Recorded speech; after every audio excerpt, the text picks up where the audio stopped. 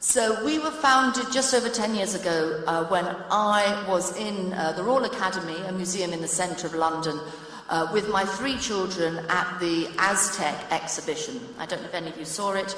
I had an older child and 2 younger children, twins, strapped in a pushchair.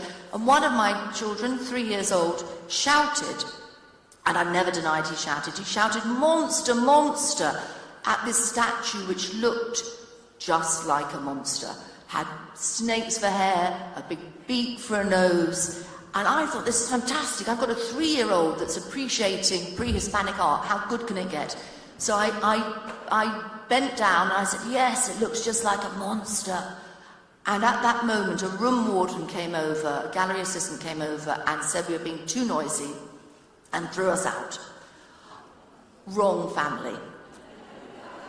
I was at that time a journalist with the Guardian newspaper, and 2 days later wrote a big piece in the Guardian about being thrown out of the Royal Academy.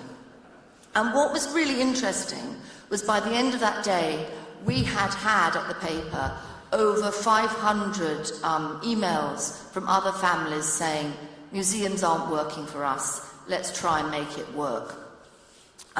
So that's what we did. In the Guardian we set up a campaign, we called it the Kids Museums campaign, but it didn't really exist. It was just a few pages, we ran loads of stories on it.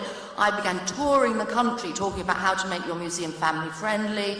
I was a journalist. I was called in to see the then director of the National Gallery in London. I'll never forget this moment when he called me in and said, we really like this Kids and Museums campaign, and we've been talking on our board about it, and we have some ideas of how we might work together, and I'd like you to take them back to your team.